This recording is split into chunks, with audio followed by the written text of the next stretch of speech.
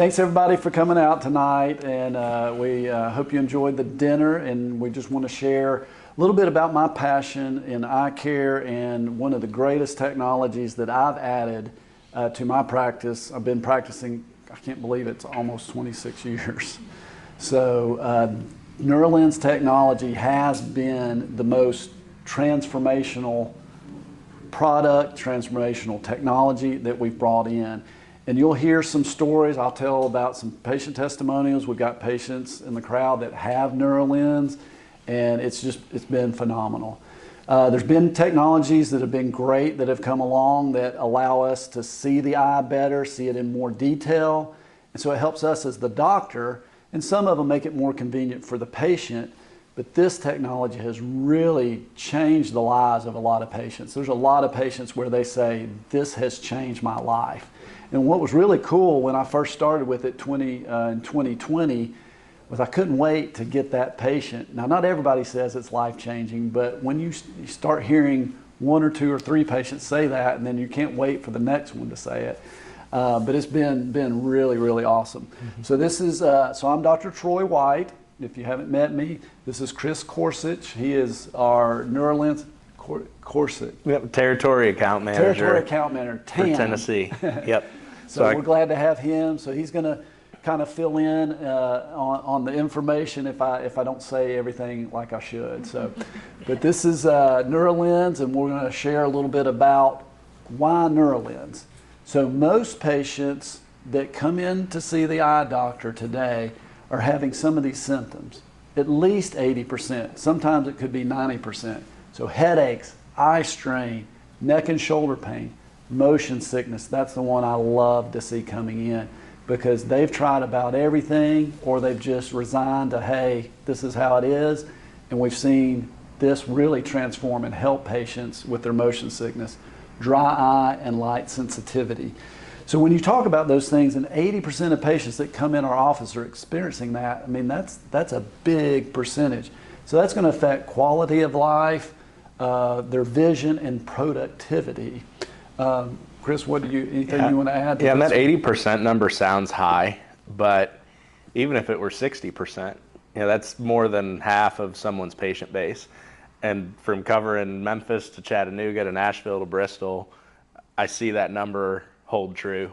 I mean, it's typically 70, 80, 90% of patients will report at least one of those symptoms. Now the catch there is that's when they're asked. So that's Yeah, and he was just telling me a story where he went to an office and they had this questionnaire about symptoms, and they handed them to 100 patients, and 93 of those patients were symptomatic, which is amazing, amazingly high. Well, and over half of those patients, is 52 or 53 patients, reported that they experienced at least one of those symptoms, either often or all the time. Yeah. So we know it's a problem. We know a lot of people have these symptoms. Another issue is when they come in to see their eye doctor, only 1 out of 10 will mention that they have any of these symptoms. And usually that might be headaches or eye strain. So, when you're talking to these patients, when I'm talking to these patients, if I'm not asking these, they're not telling me. And most eye doctors aren't. And the main reason is they don't know the connection. Patients don't know the connection. A lot of times doctors don't know the connection. So it's our job as eye doctors to sometimes ask that deeper question, ask that next question to get a little more information from the patient. Because if they're not making the connection, they're not thinking, oh, you have a solution that can help me. So it's my job to ask them a little bit more. Yeah, and they're listed out again here behind Dr. White, but some of those symptoms scream vision, eye strain, light sensitivity, dry eye. But not many patients think neck and shoulder pain has to do with their vision. It's typically the one that I hear the most is bad mattress, bad pillows, old football injury. I mean, you name it, there's a reason. Volleyball injury. Yeah, volleyball injury too. So asking the questions at intake is how Dr. White has been able to help so many people. Because to the point here, if we don't ask, they're typically not telling us. Yeah, and I'll just share my testimony with the lens. So when the technology came out, I was one of the I was in the minority, I'll put it that way, of doctors that check eye alignment the old-fashioned way. And I would see a lot of kids that had eye misalignment, and I would refer them to vision therapy, but kind of the thought was adults can't really do vision therapy, or they don't have the time to do it. But I knew that this is an issue. And so eye misalignment's an issue. So when the technology came out that we could help patients with eye misalignment in their glasses, I'm like, we got to bring this technology in. So I knew it could help with eye strain, headache, but our rep at the time said, well, it can help neck and shoulder tension. I'm like, whatever, So I was like, well, let me try the lenses and let me see just how I can adapt to them. I do have an injury from a volleyball injury on my shoulder. And so what would happen is, end of a week, stressful week, I'd get tightness in my shoulder. And then I would get pain that would just kind of radiate up a little bit. That wouldn't happen often, about twice a month, but it would tighten up and I would feel the pain. A level 1 to 10, it was about a 3 or a 4. Not bad, but noticeable. But it would stay locked up and painful for all 3 days of the weekend, Friday, Saturday, and Sunday, and finally let up. 6 months into the Neurolens, I'm like, I'm not getting this pain as much, and it's not staying tight as long. And now, 5 years into it, it's 80% improved. It still gets tight when I get stressed, if I'm driving and I'm holding that tense, but as soon as I stop, it lets go. The pain leaves. So it'll kind of shoot a little pain, 3 or 4 level, but then it'll kind of subside. So I was like, this does help neck and shoulder tension. Yeah. And go ahead. If you're wondering how, we'll get to that for sure. It's not witchcraft. So we know there's an issue. We know patients that come into eye doctors or any doctor, they have these issues. And what answers have they been seeking out? Well, some of you may have tried these things, Botox, massage therapy. I still like a good, massage. It really loosens my shoulder up. Chiropractic care, medication, neurologist. That can add up to hundreds, if not thousands of dollars. And then what's bad about that statistic, not only the thousands of dollars, is 80% of patients say that they're not satisfied with their symptom relief after going through all of these things. And a lot of times it's because they could get help with technology like Neurolens, and that can help relieve some of that pain. Anything to add there? To that point, each one of these has a cost, right? Some more than others. But even folks that are in a routine to treat headaches, for instance, or motion sickness, that typically involves a specialist visit followed by copays. In any of those cases, at any of those appointments, or at any massage or chiropractor visit, if you're not helped by that treatment, you're typically not protected by it either. So I say it that you don't get your money back from the chiropractor if your back comes out worse than it did when you went in there. You might get one complimentary adjustment the next day, but after that, you're back to being a paying patient. Yeah, and we'll get into Neurolens and how they back up their technology with guarantees, which is really good, which is really unheard of in the medical industry, in the medical field. But yeah, it's the best case that I've seen from a patient was a patient that was having migraines 6 out of 10 days, because I asked her. She came back a year later, said the Neurolens were helping her out tremendously with her migraines.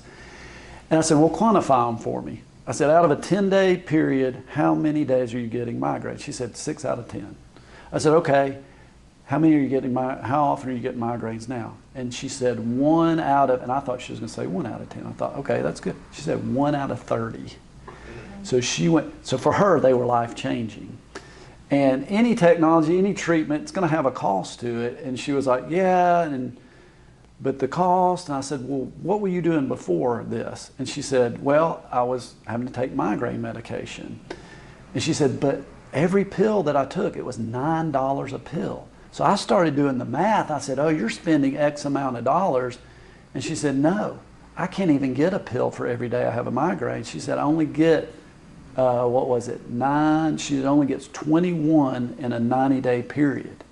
So I said, so you're telling me you wake up with a migraine, you have to decide, is today bad enough that I take my $9 pill that basically is just covering the symptoms, and you're still taking them, but then, you know, it's not relieving your migraines. And this brought it down to 1 a month, which was pretty amazing.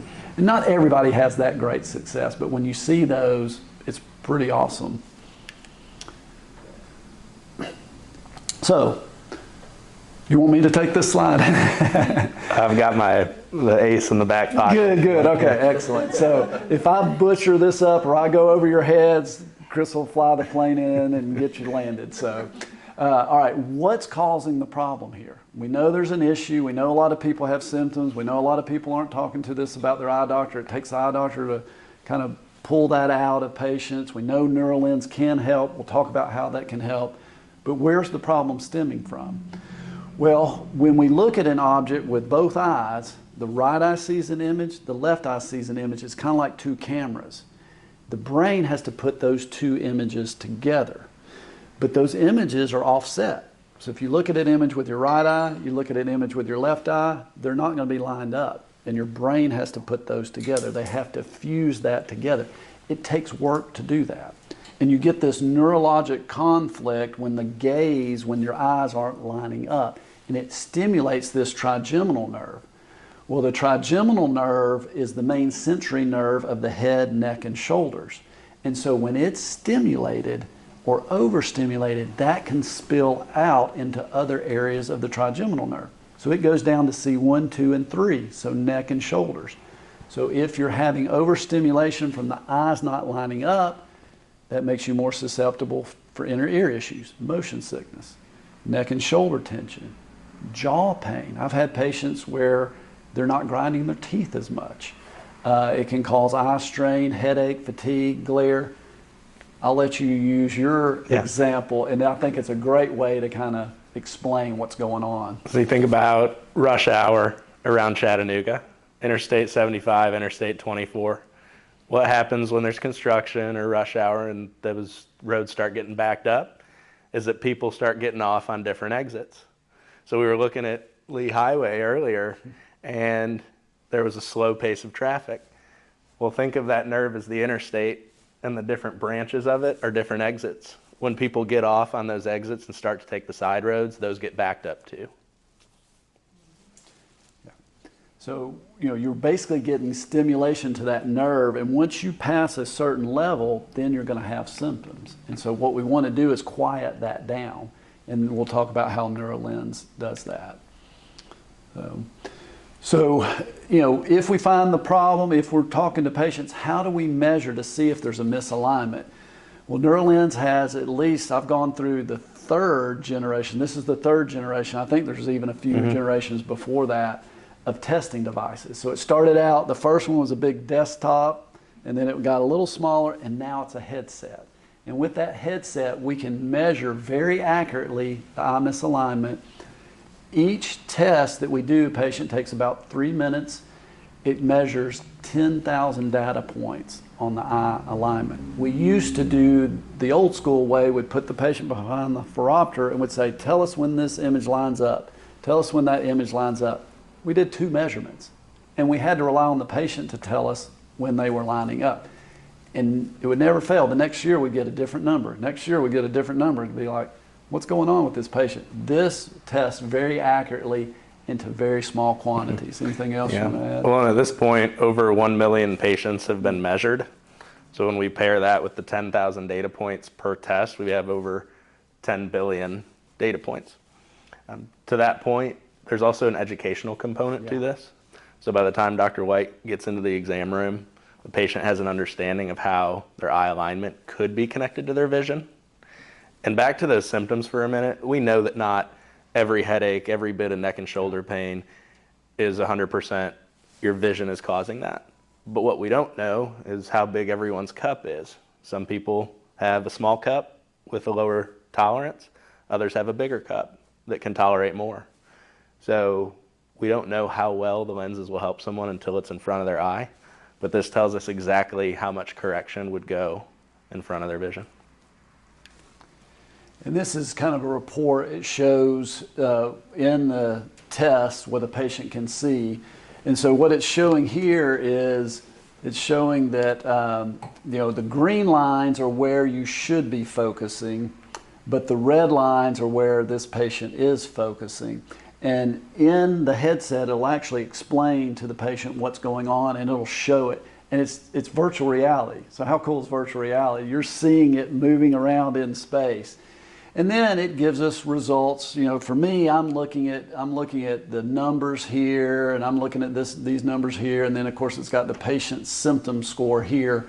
And what's nice is that allows me to tie the symptoms back to what's going on, and I can talk to the patient about their numbers and how Neurolens could help them. Mm-hmm. It's easy. One of the things that makes Neurolens so cool is the repeatability of this testing, the accuracy and repeatability of it. This printout just kind of sums everything up. Mm-hmm. Anything else you want to speak to this slide? These two sets of numbers right here tell Dr. White how well your eyes work together at distance and up close. Most people, their visual system has to work more up close. Yeah. That's why we were talking about earlier, working, even if it's not on a screen, just working at a desk level, working with your hands, you may notice that eye strain more. So the design in Neurolens is meant to give people more alignment correction at near where they need it more. So I've got this little tool that sort of illustrates that. And when I shine this light on the wall, you'll see a straight line. If we were focused on the corner of this wall and needed to move it to the right, we could do that, but we would be doing it the same amount at distance as we are up close. And because most people need more correction up close, we have the ability to shift images more at near, so your eyes are doing less work there. So that's actually showing you what the lens is doing. It's moving the image closer to where your eyes are lined up so they don't have to work as hard. So think of that distance between the red and the green. That's often the amount of work that the lens is doing for you. That's where we get relief throughout the visual system. All right, so let's look at some of the studies that Neurolens has done. So this was a very interesting study. It looked at patients that, was this the small prism study? I think it was. Yes. So when we used to measure prism the old-fashioned way through the phoropter, we could get into within a 1 prism diopter measurement. So it's the unit of measure. Neurolens can get down and measure down and prescribe to the 10th of a prism diopter, so a lot smaller.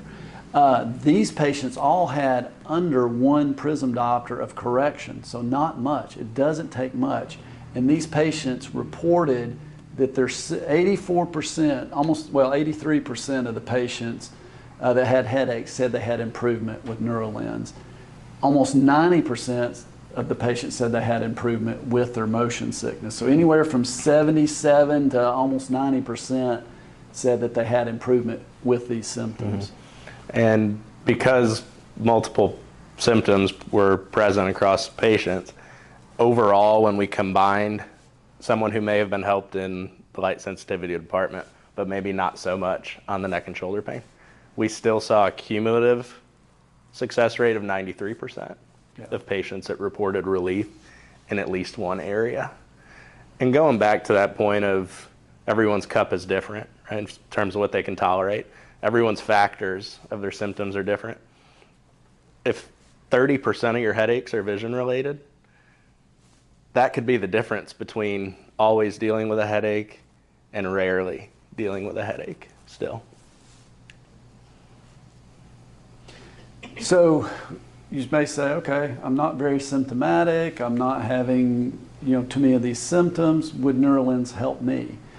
Well, this was a study that they did on reading speed. And so we don't often talk about this one, but this one's very, very interesting. So what Neurolens did is they took asymptomatic patients, put them in Neurolens, and did a reading speed test. And with Neurolens, it increased reading speed 12 words per minute over the control. So 12 words per minute, so think about your productivity. that can make a huge difference.